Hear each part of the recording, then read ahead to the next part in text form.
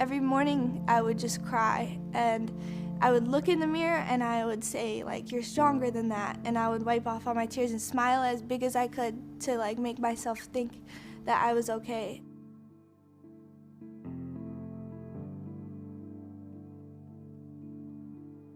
When I was driving, I would go, I was driving myself, I would go like a couple hours late because I didn't want to go to this class because I would get made fun of in this class. And when I would go to the bathroom and sit in the bathroom for an hour. I would leave and sit in my car and cry for, a period or two. So I was not handling it very well. I'm from Parkersburg, West Virginia.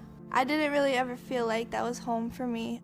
When I was little, I didn't really feel like I fit in, and that was pretty consistent up until high school. In small towns, you grow up there, marry there, stay there, and start the cycle over again, and I didn't feel like I was ever gonna get out of that. In high school, it got really hard because I just didn't feel like I belonged anywhere.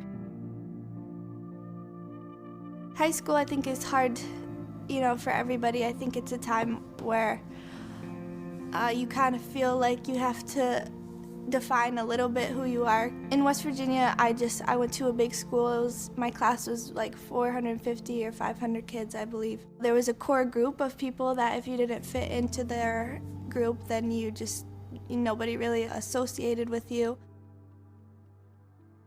When I got some awards for basketball, my first accolades, I guess, in high school, I was in the running for Player of the Year after my freshman year, and I was all-state team, and so nobody really makes it out of Parkersburg. So I think that a lot of people, when I committed to Michigan State, they kind of, I don't know if they, took that wrong or like maybe got defensive about the fact that I was leaving, or made them think that I thought I was better than everybody else or something. But they started just treating me different. In my sophomore year, they started starting rumors all over the state, like just crazy stuff, making stuff up about me, telling people don't talk to her. I was like on edge, and I didn't know what was coming next, and then somebody would say something small or make up another rumor, and it could just, it destroyed me. It was really hard. Probably one of the hardest things I've ever been through in my life. To watch your kids struggle and not be able to help them, really. It's a struggle between, should we say something, should we remain quiet? They really had no idea what was going on, none, because Taryn never told anyone, ever. She never said a word. She'd come home, it was always a struggle at home, and she never let anybody know outside.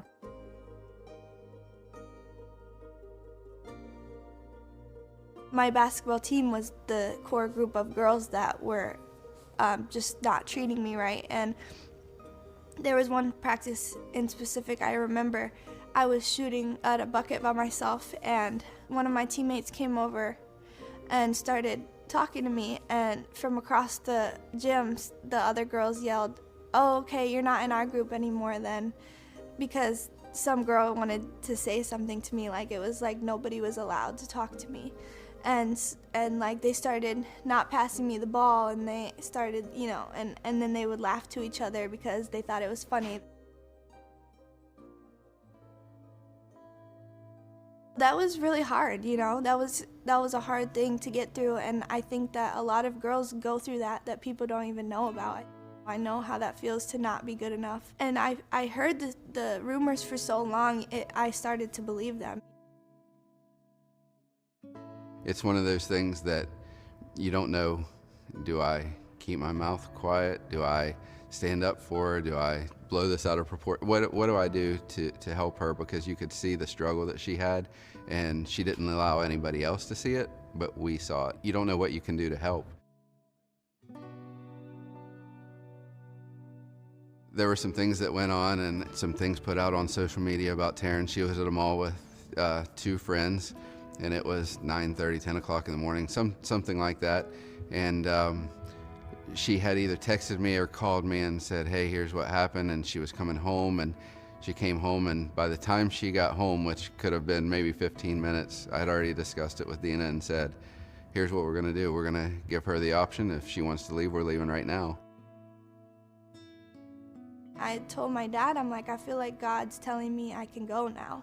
And it was halfway through my senior year, and I was like, I don't know why, but like I feel light. I feel like I'm done. My work here is done. I called one friend in specific, and he helped me pack my clothes in trash bags, and we threw them in the back of the truck, and we were here the same night, and we never went back. So that was like the moment where I knew that I was there for a reason.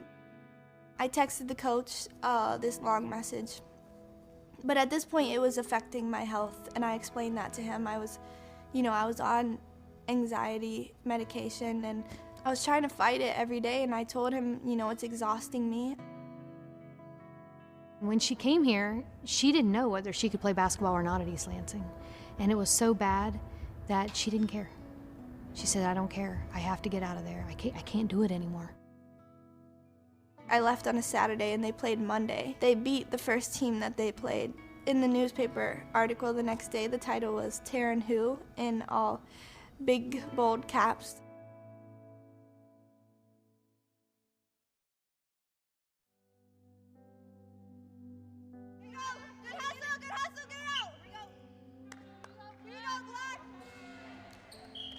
I want to use this, to tell other people, if it's you that's going through it, get through it, because you can. I know it sounds impossible, but I thought it was impossible for me, but I did it. It's okay to be different, It's actually better to be that way. You don't want to conform to the world. It's boring. Just be different. She always said that this was her platform, and she knew that this was what she was meant to do, and she knew basketball was that platform. It gave her the opportunity to reach kids like that, and for her to be able to be as strong as she was and deliver a powerful message like she can, I think it makes a big difference, and it's something that I'm really proud of her doing. Coming here to East Lansing, they were the most accepting, fun, nice group of people. This community is seriously unbelievable. I don't think I ever would have felt like I fit in, and then I came here and it was like home, like instantly. She had an energy and an excitement that we hadn't seen in a long time out of her. I saw her dancing before games and wanting to go places with people, and it was a complete different kid. So I can't say that, yes, it was herself, because I hadn't seen that in so long. It was really nice. Whatever it was, the transformation was great. She was really happy for the first time in a long time.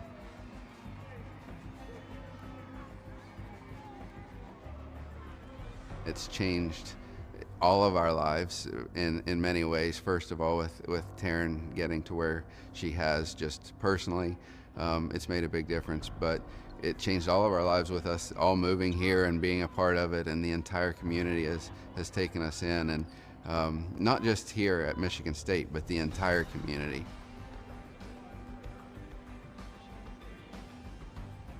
For my parents to be here, that it just adds to everything. It just shows me that this is home, and my parents have just sacrificed so much for me, and I hope that this has been like a little bit of giving back to them. I want them to be everywhere, because I want to at least a little bit be able to say thank you for getting me through everything.